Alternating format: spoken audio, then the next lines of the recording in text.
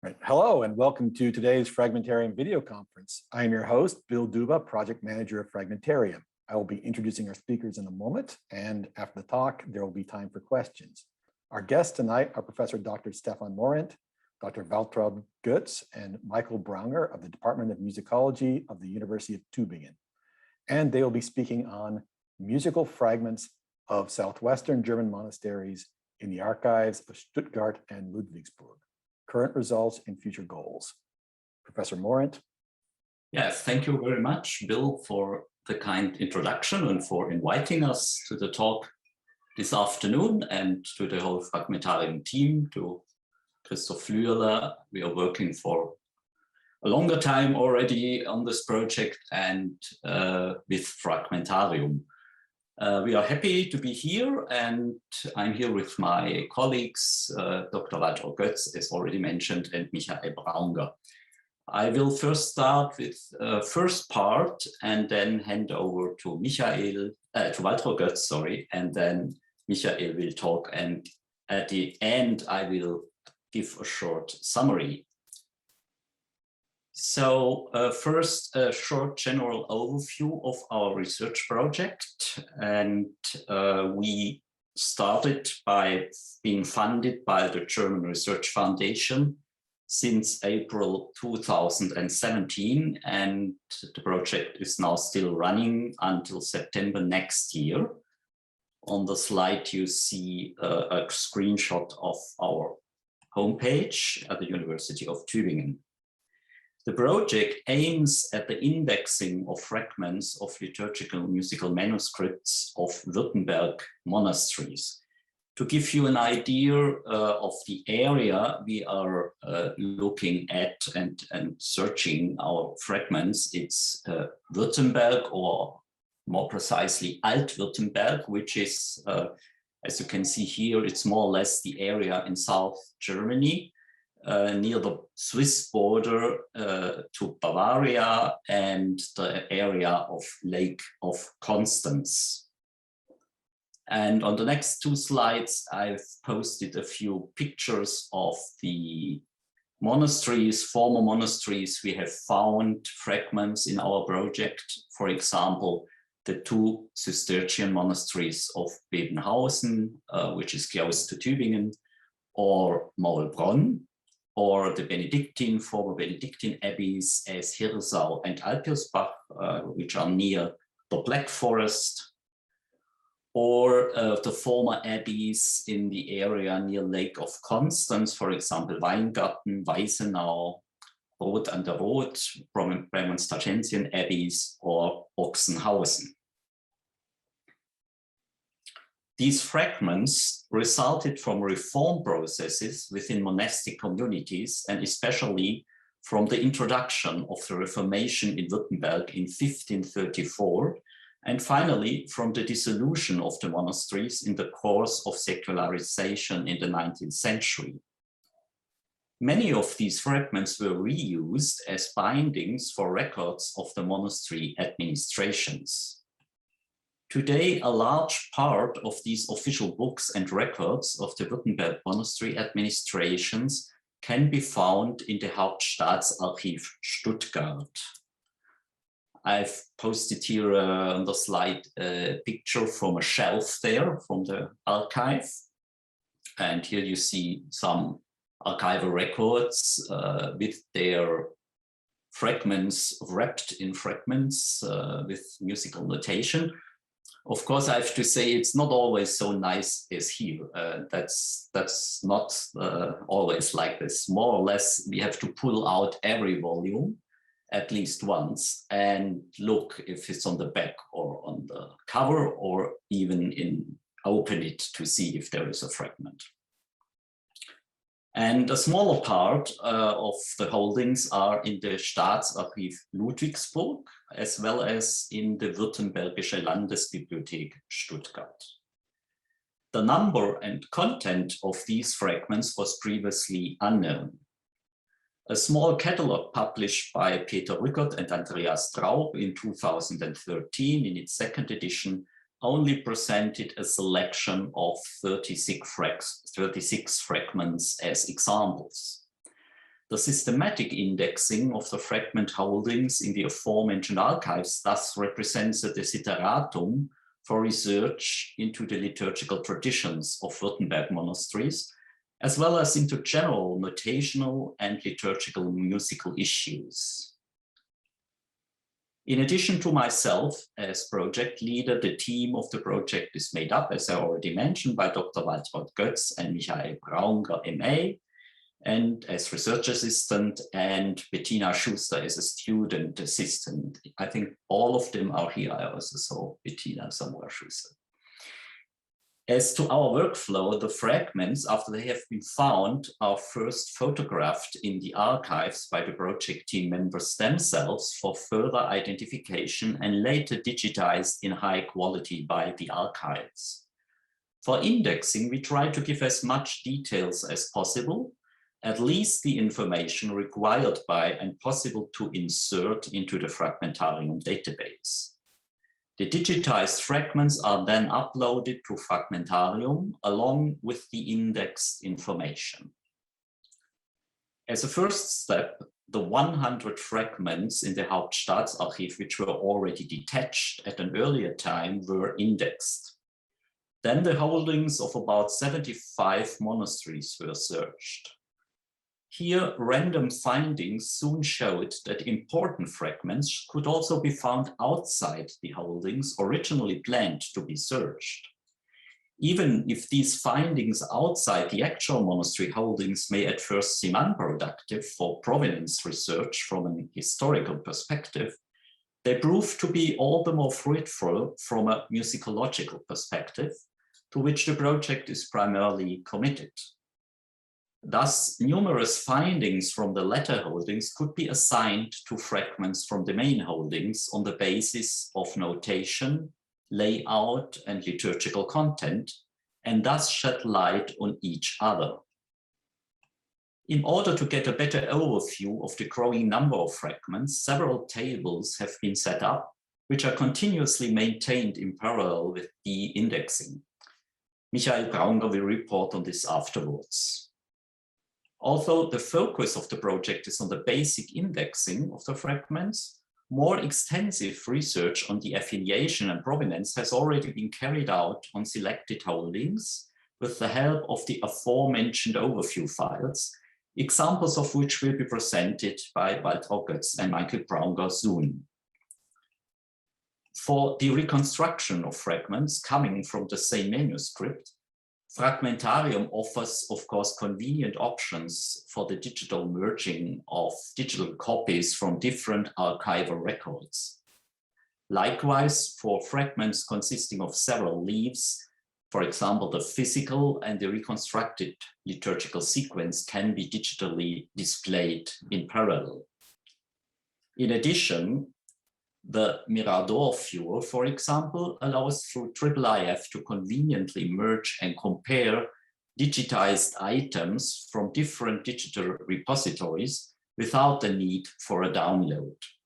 On the slide, you see an example. We have loaded on the left a fragment of our findings from the Hauptstaatsarchiv Stuttgart from an antiphonary of Weisenau of the 13th century. And on the right, we loaded an antiphonary from the Abbey of Schäftlarn, a Premonstratensian Abbey, which is the digital copy hosted in the Bayerische Staatsbibliothek München. And so they can be compared rather easily. By means of a link at the corresponding entry on Fragmentarium, the fragments are furthermore linked to the already existing digital entries for the host volumes at the Hauptstaatsarchiv, so that a comparison between a fragment and the archival record it is or was attached to is easily possible.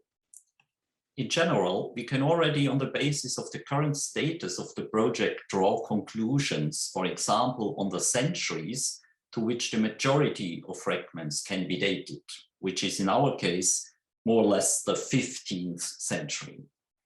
Or on the liturgical book types represented by the majority of fragments, and here the majority in our findings are clearly antiphonous. A few special findings now. For example, the oldest fragments we have found are these two missals from around the year 1000 with adiastomatic German neumes. The one is the binding of a stock book of Morent Monastery, and the other comes from Plattenhardt. We also recognized certain, could say, hypes that emerge at certain feasts. For example, at the Purificatio, Assumptio, or the Nativitas of the Virgin, or the feast of Michael Archangelus, as well as with certain genres, for example, with sequences. As so far, we have not found a good answer why there are so so-called knots at these feasts or at these genres. Also, we recognize that fragments from the same manuscript were often not chronologically maculated with their fonts in relation to the dating of the host volumes, but scattered throughout the volumes. And I continue with some special cases which are more or less outside the main goal. We're looking for Gregorian chant, of course, but we found also, for example, compositions by Heinrich Isaac, or these two fragments out of his Choralis Constantinus. You see parts of the bassus and of the cantus voice, or also by Jakob Obrecht. On the left, a fragment from his Missa Petrus Apostolus from the Kyrie, the tenor voice, which is only shining through the fragment here, and also from the Missa O Quam Suavis Est, the Gloria and Kyrie with the contra and bassus voices. Or this rather rare multicolored big initial depicting Adam and Eve. For the indexing of the texts and melodies of the fragments, databases such as Cantus Index or Cantus Database with links to digital manuscript repositories such as eCodices prove to be particularly helpful and indispensable. In difficult cases, experts are regularly consulted for advice. This concerns, for example, paleographic questions. The musical notation often is far too unspecific to distinguish, for example, between 14th and 15th century German neumes on lines or square notations. For most fragments, it is unfortunately not possible to determine a secure provenance. In most cases, the excerpts preserved on the fragment are too unspecific, for example, to be able to reliably identify a specific liturgical and thus religious or local affiliation. With regard to the melodies, a similar situation emerges, although the growing number of digitized sources allows more and more comparisons. The melodic features are rarely so specific that they could allow a clear assignment to a musical tradition. One of the exceptions is, for example, the very stable and characteristic melodic tradition of the Cistercians and Premonstratensians. Here, at least, the affiliation of fragments to the Cistercian tradition can often be ruled out, but in the best case, it can be clearly confirmed. Only a small number of fragments could not be identified more closely so far. Despite all efforts, this is mostly due to the too poor readability of the fragment. By the end of the first project period in March 2020, 1,100 fragments from the Hauptstaatsarchiv Stuttgart had been indexed. In the first extension period now of the project until March 2022, the holdings of the Staatsarchiv Ludwigsburg will be indexed, which often usefully complement the holdings from Stuttgart that have already been indexed. Here we expect about 300 additional fragments. In a third phase, selected holdings of the Württembergische Landesbibliothek Stuttgart will be examined too. Here we still don't know what will come out from this search. For some monasteries, for example, Bebenhausen or Weißenau, musical liturgical manuscripts could be proven for the first time ever through the finding of our fragments here.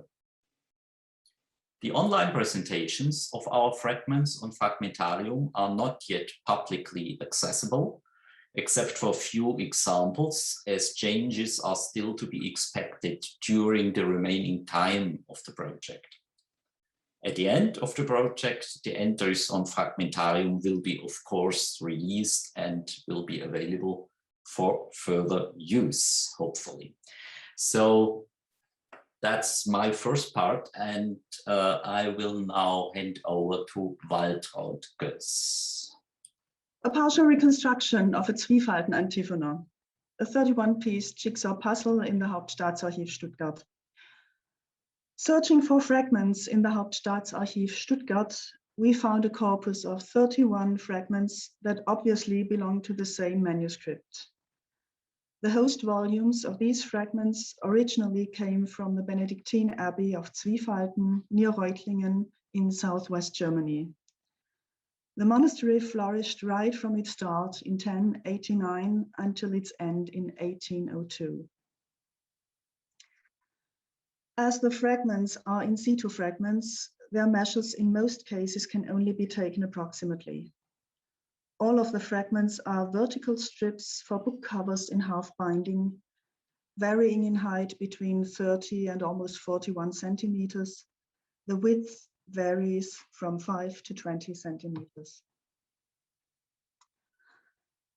The script is quite striking, I think. The text is written with a relatively broad pen. The letters seem to lean a bit to the right side and therefore give the impression of being in motion. The music is written on neumes on staves of 5 dark lines. In most cases, the stems of the Vilge are not really vertical, but a bit off the straight. You can see that here, for example, or here. Some of the other signs have a sweeping and swinging character, so the music notation strengthens the impression of the liveliness of the script. And that is why in our team we call this script Wellenschrift as a working title, which means wave script. The ink in this source may be brown or black, and brown is not just a faded black, but it is another color. The color of the ink helps to identify fragments that belong or do not to one page. Now here you can see changing colors, the black color here and the brown color on the top and at the bottom.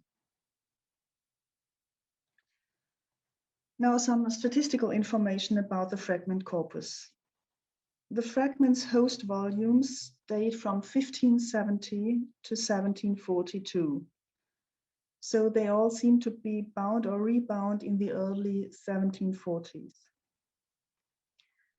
The 31 fragments are parts of an antiphona, that means a chant book for the office.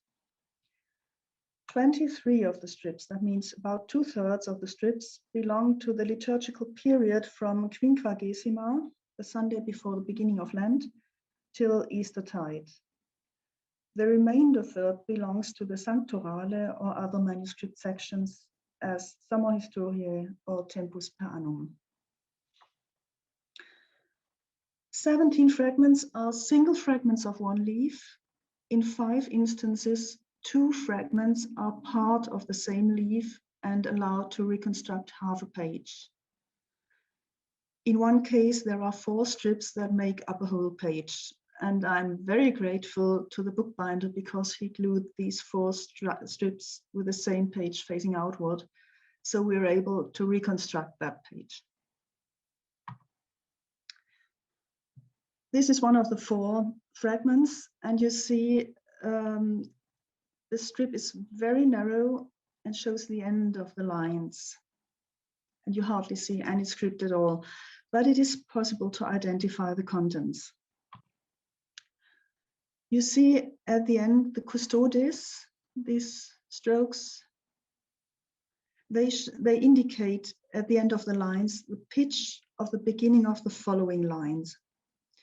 And the color is black, so the other fragments must be black in color too. And this all this allows the identification of this very small fragment.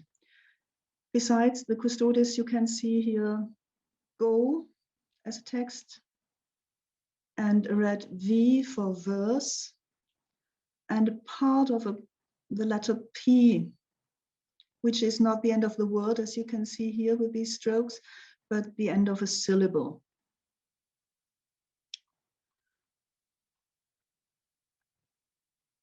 Now, and this is these are the 4 stripes that belong together on the 4 host volumes. Here you see the left side, the left end of the lines with the initial of U, a red initial, and a few rubricated initials. Then the next fragment shows responsorium, the R for responsorium, and the beginning initial of an E. Then the 3rd strip, and the 4th strip we just saw. The contents is Matins at Maundy Thursday. And this is the transcription. You see the 4 strips. The bold letters show what is visible on the fragments. The smaller letters in brackets show text that is covered by marbled or gold paper. The first line shows the end of an antiphon, non erat adiutor, and the beginning of a psalm that goes with it, Deus Judicium, as well as the beginning of the following antiphon, Cogita verunt. And so you can read line after line. 12 lines are visible. At least 1 is missing on these fragments. On other fragments of this corpus, you can see 13 lines. So it must be 13, at least maybe 14. So there is one almost complete page restored of approximately 240 to 270 folios of an entire antiphona. And for calculating this number of folios, I took for comparison Fribourg Couvent des Cordeliers, manuscript number 2, and Einsiedeln 611. In these manuscripts, the chants need about the same number of lines as in these fragments here. To the origin of the antiphona. The sequence of the chants, as well as their melodic version, as far as visible and legible, mirror the sequence and melodies of the 12th century antiphona Karlsruhe Augiensis Pergamentum 60. This antiphona originated from the Abbey of Zwiefalten and reflects, of course, the use of Zwiefalten at that time, that is the 12th century, at least as to the text and the sequence of the chants. The music was almost completely rewritten in the 13th and 14th century. So you see the difference between the text script of the 12th century and the much later musical notation.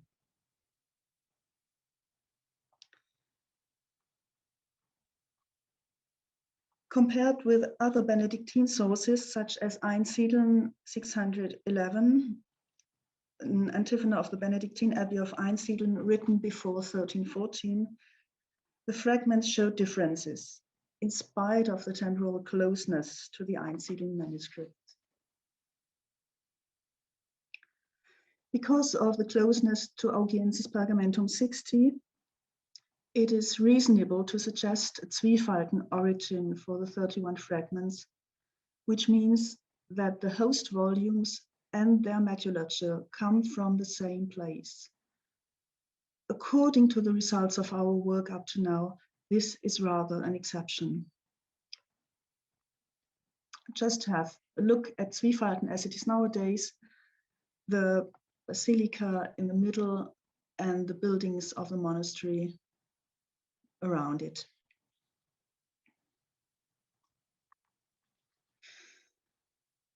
Now, the assumed sequence of the fragments, according to the Zwiefalten antiphona Karlsruhe Augiensis Pergamentum 60, I ordered the fragments contents according to this manuscript. We start with Nativitas Sancti Nicolai, December 6th, which is rather at the beginning of a manuscript. Then it is followed by Nativitas Innocentium, Nativitas Sanctorum Fabiani et Sebastiani. After that, large gap until Dominica in Quinquagesima, a small gap, Dominica Secunda in Quadragesima, another small gap, and then a number of fragments for Feria Quarta in Majoris Hebdomade until Dominica in Albis. A very small gap, Dominica Tertia post octavam Paschae, a large gap, and then De Trinitate de Corpori Christi. They were not written in Audiensis Pergamentum 60 because these feasts had not been officially introduced. I just put them there where you would find them in a 14th century antiphona. Then after that, a large gap until Assumptio and Nativitas Beata Maria Virginis, a large gap, then Historia Maccabeorum, and another gap, Feria Quarta per annum, which you would find at the end of the antiphona. Fragmentarium offers the opportunity to reconstruct manuscripts or parts of manuscripts by combining single fragments that belong together. And this is a screenshot of our Antiphonale Zwiefaltense Reconstructum.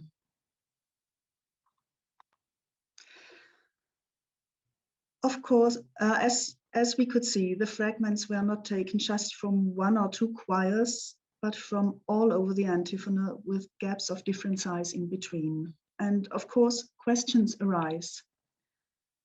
Where have all the missing folios gone? How many host volumes, or at least their covers, are lost? Did the Zwiefalten monasteries bookbinders also work for the nearby gentry, for example? Could we therefore find some more fragments of this antiphona in one or the other family archive? What else may the parchment have been used for except the binding of books? If we assume a slightly later date of binding than the early 1740s, the building of the choir organ in the Zwiefalten Basilica by the famous organ builder Josef Gabler in 1753 to 55 could be considered as a possible item for the use of parchment, for sealing of the wind chest or the wooden pipes. Unfortunately, today only the organ case remains. Everything else of this instrument is lost. So many pieces of the jigsaw puzzle have disappeared. It is a pity, but we won't be able to complete the puzzle. Thank you. And now it's Michael Braunger's turn to speak. Thank you, Waltraud Götz. And after you have gained an insight into our project and our methods, I want to show you how we analyze this huge amount of data we've collected since 2016 and what benefits can be derived from it for further studies and other scholars. So I'll start the presentation now. Just to give you a quick reminder about some of the facts and figures. The number of musical fragments from the Hauptstaatsarchiv is about 1,100. From Ludwigsburg, we expect about 300, which makes a total number of about 1,400 fragments. And this is quite a lot for 3 members of staff. So we focus mainly on the most important tasks, which are measuring, making content descriptions, and finally uploading all fragments on Fragmentarium. But if there's still time left, we would typically start with data analysis. This can be discovering connections, generating synoptic documents, or starting with origin and provenance research. These first summarizing steps can serve as a useful basis for further studies and other scholars who are interested in our work. Therefore, we compiled 4 different tables which I want to present below. These are a general overview for all fragments we found, a feast synopsis, an overview of all chants that reoccur among our findings, and finally, the table of origins. First, the general overview. It is a huge Excel chart in which we collect as much data as possible. Until now, we only made it for Ludwigsburg, and it only contains 50 shelf marks so far, so the data is not yet representative enough. Nevertheless, it should be sufficient to demonstrate what we expect from it in the future when the document will be completed. In the first column, you see the shelf marks. In the second, we list the connections between the fragments that belong to the same source. Then we have all data concerning the host volumes, place, date, and dimensions. And finally, all data concerning the musical fragments itself, general information, dimensions, script, and details of musical notation. The biggest advantage of such a table is that we can efficiently govern our data, for instance with different sortings. In an unsorted condition, the fragments are automatically placed in the alphabetical order of their shelf marks. Now we can sort them by dating. This allows us to see changes over the centuries, like the development of book sizes or the musical notation. I mentioned the book sizes. By sorting the fragments by size, here by their estimated original height, we would maybe find out one day whether their format had any influence on the bookbinder's choice, so it would either match the size of a host volume or not.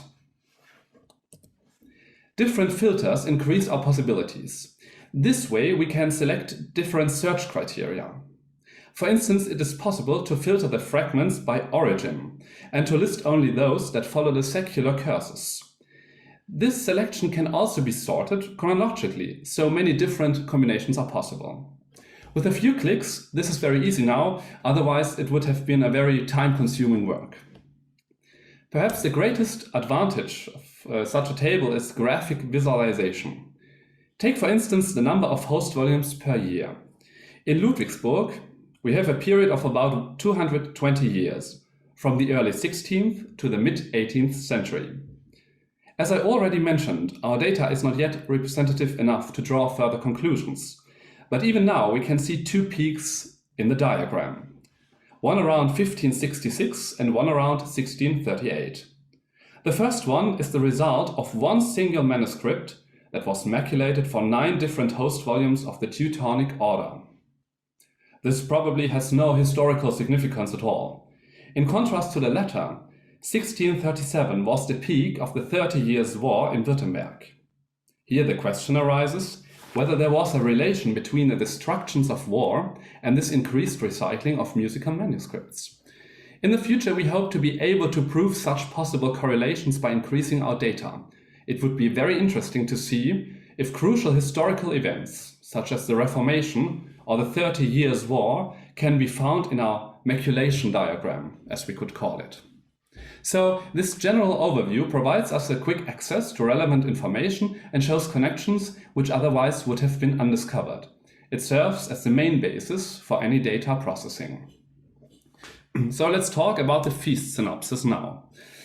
It is a list of all liturgical feasts we were able to identify on our fragments. It's divided into 2 parts. One of them contains the chants for the office, the other one the chants for the Mass. The table is designed just like a liturgical book, with separate parts such as temporale, sanctorale, commune, and so on. Here you can see a short excerpt from the Nativity of Mary to All Saints' Day for both office and Mass. Let's have a closer look on the feast of Saint Michael the Archangel, which contains a surprising amount of shelf marks. At the moment, we can't say for sure why it is that way. We were able to identify 18 fragments that contain office chants for Saint Michael and 4 with Mass chants. As you can see, this feast synopsis is a crucial piece of interest for one who wants to know more about the worship of specific saints in our region in southwestern Germany. In our next table, you can find an overview of all chants that do reoccur among our findings. For clarification, we remain on the subject of Saint Michael. So I have listed a selection of reoccurring responsories for that feast. As you can see, we were able to distinguish at least 2 versions of the same piece of music. The responsory, Stetit Angelus, exists in 5 different sources among our findings. I would like to show you 4 of them, for we are not certain about source D. It was difficult to identify here. Let's start with the most ancient one, a loose single leaf from a secular antiphonary, probably 11th century. Now I'm just zooming in. As you can see now, the excerpt is quite damaged, but there are still some parts left for us to read. One who is interested in this particular song could be intrigued by comparing it to the famous Hartke antiphonary from St. Gall. Both versions share some early adiastomatic neum forms like liquescence or the quilisma. I hope you can see this here. But in contrast to Hartke, our fragment lacks detailed rhythmical indications such as significative letters or episemas. Furthermore, there are already small textual variants such as juxta-aram, juxta-aram and super-aram. Let's jump forward in time. This source is also an antiphonary, but around 1400. Here you can see the zoomed in piece. Now we have diastematic notation, German neumes on staves, and unfortunately the excerpt on this fragment contains only the verse of the responsory. Here you can see the third source, a part of a huge antiphonary, created a bit later in time than the previous one. With its original height about 80 centimeters, a whole choir could sing from it. But the biggest difference between the two sources is their origin. This fragment can be identified as Cistercian by comparison of melodies. Since the origin of this fragment is the Cistercian Maulbronn monastery, or the origin of the host volume, it is rather likely that this liturgical fragment is from Maulbronn itself. Maulbronn became a Klosteramt after the Reformation. This is something like an administration office for the estate of the former monastery. So it's not surprising that this manuscript was useless afterwards and could merely serve as a binding for administration documents. Last but not least, we have this beautiful manuscript. It is only a small vertical strip, but in a very good condition, as you can see. And this version has square notation and is dated around 1300. We could identify it to be Premonstratensian. The host volume is from Weisenau, which was an important Premonstratensian abbey. But in contrast to Maulbronn, Weisenau was never reformed and remained Catholic until its secularization in 1802. So it is almost certain for this fragment to be written and destroyed, even in the same institution. Perhaps it fell victim to a liturgical reform or a newly copied manuscript. We don't know. To sum up, this overview of reoccurring chants enables us to identify and compare different versions of the same song through space and time. As a result, we gain a closer insight into the complex transmission history of Gregorian chant. And now, for the last table of my presentation, the table of origins. It is an overview of all shelf marks, sorted by origin of host volumes and by origin of fragments. What is it used for? Well, first of all, we get the total number of host volumes from every single administrative institution. And we are lucky to have a lot of those institutions, dozens or hundreds of them. And for this reason, we lost track already at the very beginning of our project. Furthermore, we are now able to find out the total number of fragments from different religious orders. We can also distinguish the complex relations between the fragments and their host volumes better than before. And finally, the relations between the fragments themselves become evident. This is the empty table. In the first column, we list the places where the host volumes are from. The next columns mark our localizations. We find fragments from monastic but otherwise unknown institutions or known monastic institutions. Some of them are Cistercian, some definitely not. There are also unknown secular ones or Premonstratensian or Franciscan ones. Sometimes we can identify it. Or sometimes we can identify a certain geographical location, like a diocese more precisely. And finally, the column for the fragments we can't localize at all. These are the places of the host volumes. The blue ones mark non-religious institutions, such as Weinsberg. This was an administration office. The red ones mark religious ones, such as Weisenau or the Benedictine Abbey Wiblingen. Now we can fill in the shelf marks by their host volume and by the religious order that we could link to the fragment. Yellow stands for fragments that belong together. If there's a single yellow fragment, the corresponding fragments are found in a different administrative institution above or below. I would like to present to you our findings from the Weisenau Abbey, which I mentioned before.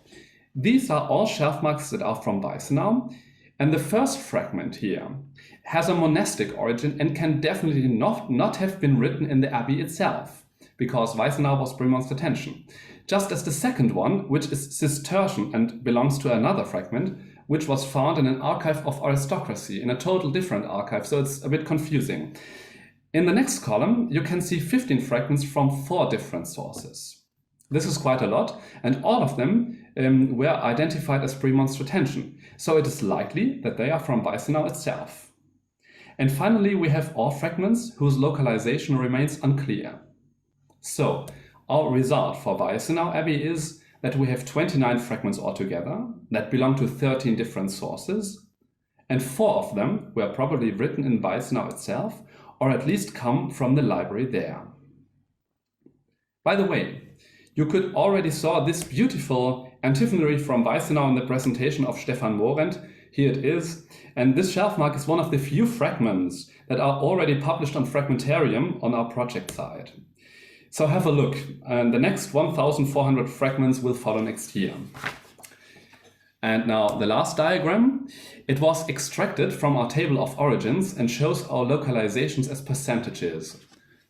11% have a monastic origin. 17 have a secular one belonging to religious orders, such as the Franciscans or Premonstratensians. Unfortunately, you can tell the biggest percentage of this graph remains unknown. 63% at the moment. But the good news is that we constantly diminish this part by finding correlations we didn't see before. All of the statistics I mentioned add up to a large contribution for future studies and other scholars. Collaborations and future studies may shed a light on what is still in the dark, so hopefully in the future we will be able to colorize this gray part more and more together. Thank you. Thank you, Michael. And now we will switch again, and I will add just 1 or 2 sentences for the concluding remarks. Finally, as Michael Braunger has pointed out, we expect in general new insights from the analysis of our growing data in order to better understand the circumstances and processes of maculation of liturgical musical manuscripts into fragments and their reuse for archival records. Of course, such complex metadata analysis could and should be extended to even bigger data repositories than ours, for example, including once all other musical fragments on Fragmentarium. For this, of course, highly structured data is a prerequisite. And if we could forward a wish list to Fragmentarium, even more formalized entries, like, for example, for Cantus IDs, would be definitely on that list. On the other hand, we are developing ourselves new digital tools that make the comparing of fragments and manuscripts even easier. And on the slide, you see a screenshot of one of those tools. It automatically collects for a given Cantus ID all available digitized manuscripts via IIIF and visualizes them in the browser, extracting data from Cantus database. This avoids the tedious task to search in several steps. First for the manuscripts in Cantus database, then open the links and arranging each window separately on the screen. With such tools, we hope to make the exciting research on fragments even more exciting, at least as exciting as this very special fragment with new notation in form of a button. And with this, we thank you for your attention and are open for questions. Thank you. Wow, thank you very much. That was a very rich and exciting series of presentations. We got maybe 3, it seems like 3 papers in one there. So that was wonderful. Thank you, Professor Morent, Dr. Götz, and Mr. Braunger. We now have time for questions from Laura Albiero. And she asks, are you working with detached fragments and also with in situ fragments? How many are there, grosso modo? Yes, we work with detached and with in situ fragments. In Stuttgart, we had about 100 already detached fragments. So there are about 1,000 in C2. And in Ludwigsburg, they are all in C2 as far as I remember. So most of them, you just see one page and not the whole fragment, which is a pity. I would have one for Waltraud here, if you don't mind. I just, with your fascinating presentation, and you have these vertical strips. So what technically is the procedure to go from a small snippet of text to identifying exactly where it comes from? What's your secret? You need to have a good nose. No, we take each fragment and transcribe it, and on the other 3 strips, which I showed of these 4 strips, you could identify the chants, and then you just have to play a little jigsaw puzzle and try and find out. And sometimes it's just by accident you find what belongs together. But when you know it belongs together, you can find that it's really belonging together. I'll ask Michael a bit about his work. So you're starting with this table. You've got only 50 entries so far. You're filling those up. How much time is that going to take? This will be a huge amount of time, I fear, but it's useful and it's important for other scholars and for current, and following research, I think, because we can draw conclusions when we see it in the table. It's so much data, we cannot maintain the overview. It's a really important task, I think, and I hope that other scholars will use it in the future. Okay, so you'll be making that available then at some point as well. Yeah, I hope so. In my dissertation, I will be able to, make it available for all. I think finally we probably could convert it in a database, or so that it's more available even. Mm-hmm. But we feel that time has come that the amount of fragments is now huge enough to draw conclusions which are more than accident. So hopefully. I've had the privilege of watching the fragments from your project grow over time on the CMS, and I'm really looking forward to you being able to share that with everybody. So another question that I just, fascinating, the last thing you showed. So you've developed a tool with that taps into Cantus and then delivers all this as well. Is that going to be available, or is it just an internal instrument? At the moment, it's internal, but we probably will make it available. We are also in contact with the Cantus team, with Deborah and Jennifer Bain, and also with Ichiro. I think they will, Fujinaga, they will migrate Cantus database, I think, to another content management system.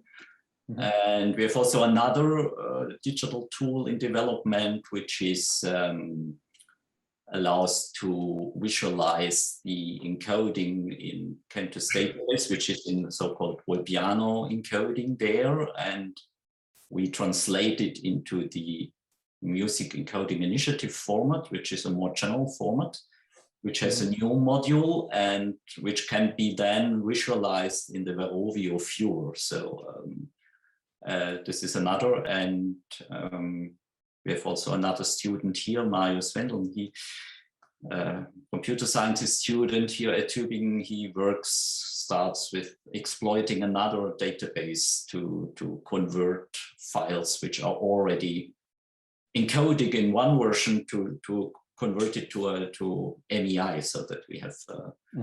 So I think time has come to work on the existing now databases, which can be now exploited in various senses. So to get more knowledge about what is there. Very exciting. Bart, did you want to say something? Well, I was wondering if you came across any microtonal notations in fragments or in your manuscripts in general. As far as I remember, we didn't have this case, but I may ask my assistants. Do we have? No. I can't remember. Okay, okay. It's probably, we have as I said, the main amount is rather late. So we have more or less 15th century or even later notation. And there it's relatively rare to find something like this. On the other hand, we have some adiastomatic neumes notation, but not that special one, yeah. Okay, yes, because I saw a number of 11th century fragments, so I was just wondering. Yeah. But, okay, yeah, thank you. Would be interesting to know, once other people who are working with liturgical manuscripts, if they recognize the same piling up at certain hypes, as I called it, at certain feasts, or why this is so. So this is something we have, as we said, found now. We just can discover or recognize it, but we don't know why. Was this place in the manuscripts somehow good for making parchment cuts, or was it not used so much? Or there's no very good answer to this question, but it would be interesting if it's only something we discovered now in our 1,500 manuscripts, or if others also have found this. So this would be interesting to know. No. And Laura Albiero had another question, which was, did you find types of notation other than German? So was all your notation German types? Well, we had, of course, neumes, adiastomatic neumes, we had diastomatic neumes, we had square notation, and the square notation differed in its way of writing. Sometimes I had the impression there was some connection to the Eastern European notation. But the adiastomatic neumes, I think they were all German St. Gall script. What we have found is also that the Cistercian monasteries, as manuscript fragments coming obviously from there, use their German neumes notation to write Cistercian chants. So it's not bound to use square notation, or so they use their own the local notation they found but to write down Cistercian versions of chants. So maybe that's also something which is not too known as to now. Well, great. Well, thank you again. I thank our speakers for a fine presentation and a good hour of discussion. And I will now announce that our final video conference of the year will be on 15 December 2021, when Dr. Jean-Philippe Eckard, curator at the Musée de la Musique, Paris, will speak on the fragmented library of the sounding box, waste paper and recycled parchment in musical instruments from the 16th to the 18th centuries. I look forward to seeing you there. Thank you, and thanks again to our speakers.